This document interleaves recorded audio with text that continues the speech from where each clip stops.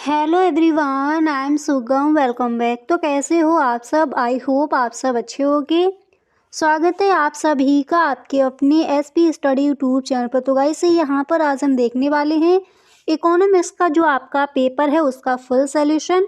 तो ये वीडियो आपको एंड तक देखना है। वीडियो को आप बिल्कुल भी स्किप ना करें अगर इस बार के बोर्ड एग्जाम में आप फुल मार्क्स लाना चाहते हो। तो गाइस पहले यहाँ पर ऑब्जेक्टिव क्वेश्चन देख लेते हैं। पहला प्रश्न है कि भारत में पाई जाती है कैसी अर्थव्यवस्था? फर्स्ट ऑप्शन है समाजवादी अर्थव्यवस्था, सेकंड है मिश्रित अर्थव्यवस्था, थर्ड है साम्यवादी अर्थव्यवस्था। इसी तरह से गाइस नेक्स्ट ऑप्शन है पूंजीवादी अर्थव्यवस्था।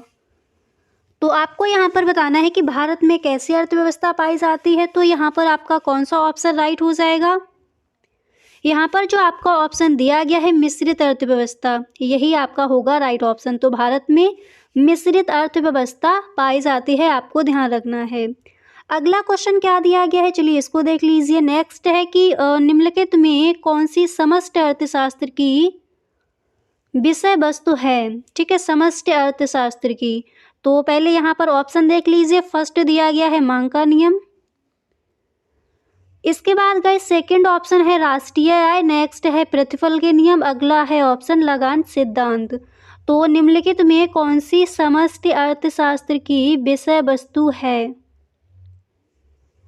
तो यहाँ पर आपका गाइस कौन सा ऑप्शन राइट हो जाएगा वो आपको बताना है।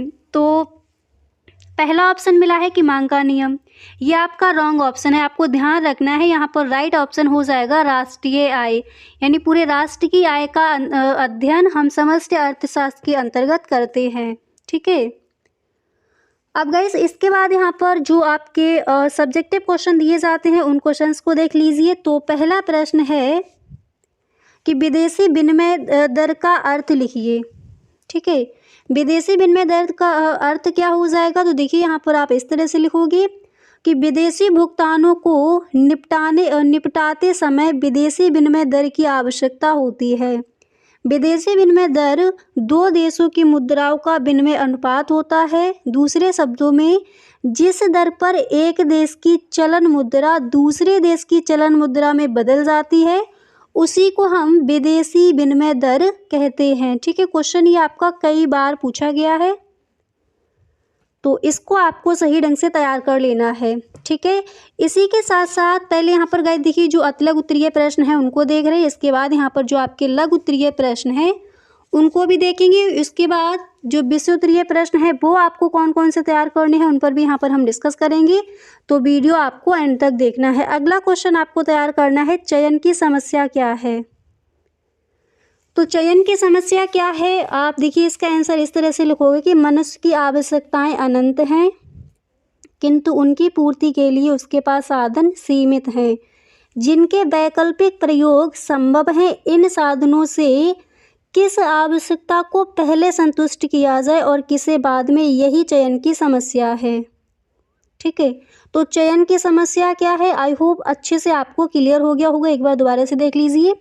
आप लिखोगे कि मनुष्य की जो आवश्यकताएं हैं वो कैसी हैं, अनंत हैं, किंतु उनकी पूर्ति के लिए उसके पास साधन सीमित हैं। ठीक है, जिनके वैकल्पिक प्रयोग संभव है, इन साधनों से किस आवश्यकता को पहले संतुष्ट किया जाए, यानी किस चीज़ की हमें ज़्यादा ज़रूरत है तो किस आवश्यकता को पहले संतुष्ट किया जाए और किसे बाद में। जब वहाँ पर हम चुनाव करते हैं तो वही आपकी चयन की समस्या कहलाती है। चयन यानी चयन का मतलब क्या हो जाएगा, चुनाव करना। ठीक है, तो आई होप आपको ये क्लियर हो गया होगा। इसके बाद अगला क्वेश्चन आपको कौन सा तैयार कर लेना है उसको देख लीजिए। नेक्स्ट क्वेश्चन गाइस आप ये तैयार कर लेंगे कि व्यष्टि आर्थिक अध्ययन के दो उदाहरण दीजिए। और देखिए व्यष्टि अर्थशास्त्र की परिभाषा, समष्टि अर्थशास्त्र की परिभाषा और इन दोनों में अंतर क्या है। अंतर अगर पूछा जाए तो ये आपका लघु उत्तरीय प्रश्न में क्वेश्चन आस्क किया जाता है। अगर परिभाषाएं ही पूछी जाती हैं तो ये आपका अतिलघु उत्तरीय प्रश्न में आता है। तो इसको सही ढंग से आपको तैयार कर लेना है। ठीक है, और यहाँ पर हम देख रहे हैं कि व्यष्टि आर्थिक अध्ययन के दो उदाहरण। तो आप लिखोगे कि व्यष्टि अर्थशास्त्र में आर्थिक मुद्दों का अध्ययन एक व्यक्तिगत इकाई जैसे एक व्यक्ति, एक फर्म, एक उद्योग, एक उपभोक्ता, एक वस्तु आदि के स्तर पर किया जाता है। ठीक है, तो ये जो आपका क्वेश्चन था इसका आंसर वहाँ पर आप इस तरह से लिख कर आओगे। इसके बाद गाइस आपको अगला क्वेश्चन कौन सा तैयार करना है, चलिए उसको देख लीजिए। तो यहाँ पर जो आपका नेक्स्ट क्वेश्चन है दिया गया है, आपको ये तैयार कर लेना है कि उपभोक्ता संतुलन से क्या अभिप्राय है।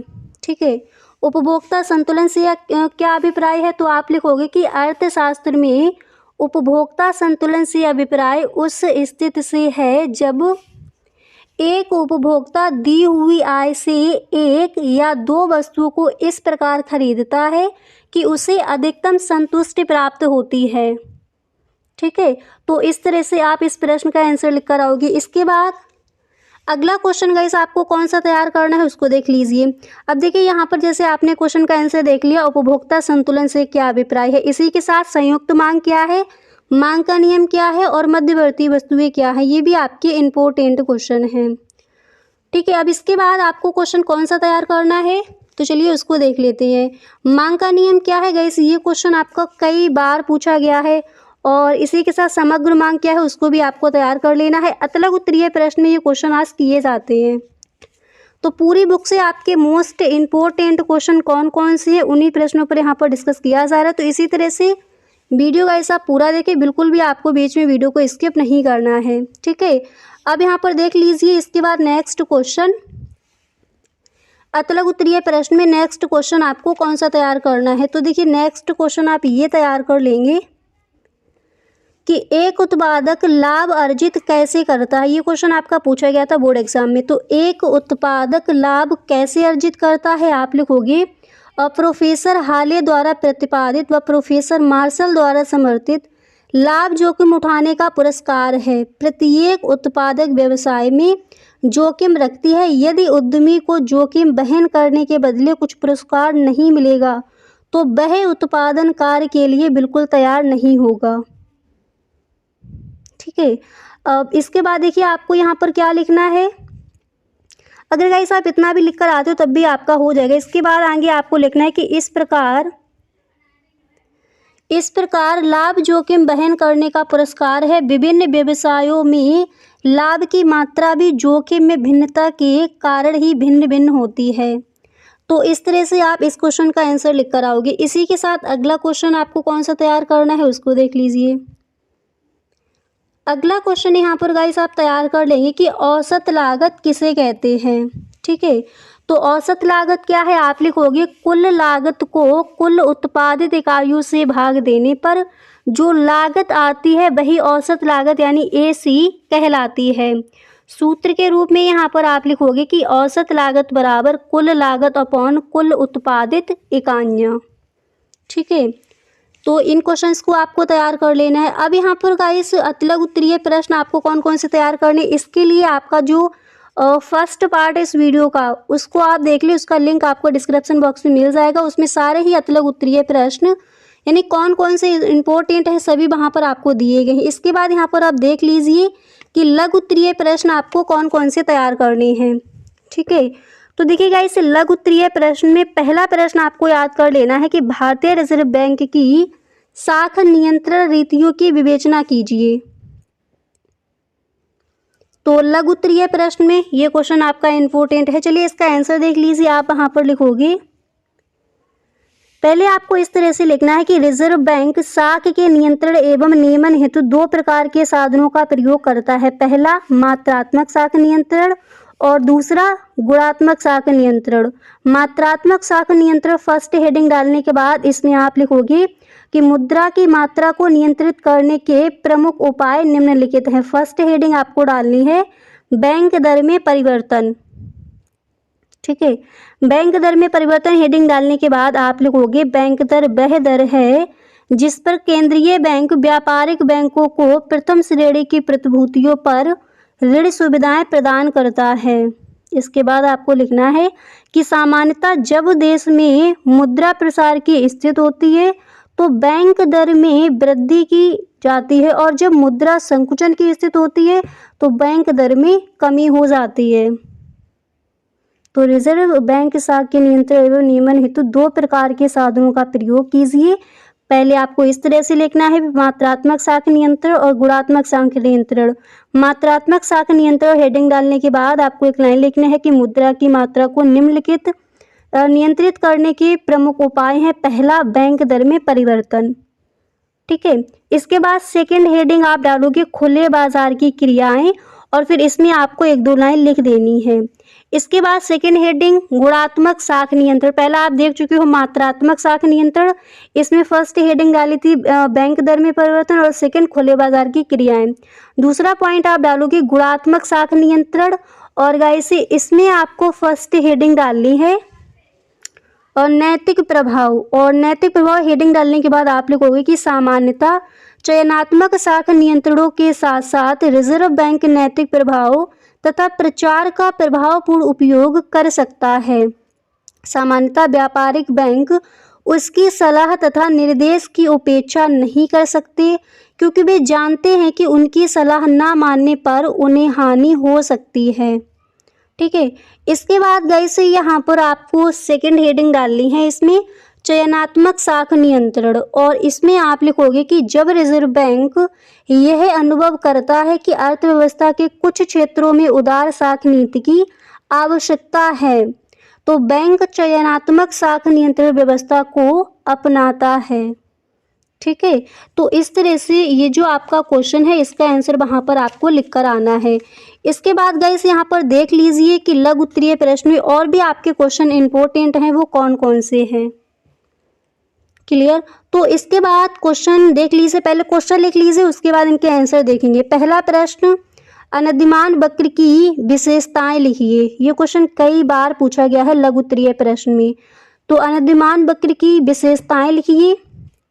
इसके बाद यहाँ पर आपको सेकंड क्वेश्चन कौन सा तैयार कर लेना है, चलिए उसको देख लेते हैं। इसके बाद सेकंड क्वेश्चन यहाँ पर आप तैयार करोगे कि उत्पादन की स्थिर लागत क्या है।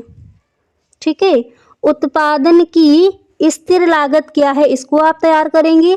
इसी के साथ नेक्स्ट क्वेश्चन आपको तैयार करना है कि सीमांत प्रतिस्थापन दर से क्या आशय है, यह घटती हुई क्यों प्रतीत होती है। ठीक है, सीमांत प्रतिस्थापन दर से क्या आशय है, यह घटती हुई क्यों प्रतीत होती है, इसको आपको तैयार कर लेना है। इसी के साथ अगला क्वेश्चन यहाँ पर आप तैयार करेंगे, स्टॉक व प्रवाह में भेद कीजिए। स्टॉक व प्रवाह में भेद कीजिए, लघु उत्तरीय प्रश्न में इस क्वेश्चन को आपको तैयार करना है। इसी के साथ गाइस नेक्स्ट क्वेश्चन यहाँ पर आप तैयार कर लेंगे, उपभोग फलन से क्या आशय है। ठीक है, उपभोग फलन से क्या आशय है, ये क्वेश्चन भी आपका इम्पोर्टेंट है। इसी के साथ लघु उत्तरीय प्रश्न में नेक्स्ट क्वेश्चन आपको ये तैयार कर लेना है कि समष्टि अर्थशास्त्र की परिभाषा दीजिए। समष्टि अर्थशास्त्र क्या है, समष्टि अर्थशास्त्र की परिभाषा दीजिए। ठीक है, इस तरह से क्वेश्चन आस्क किया जाता है।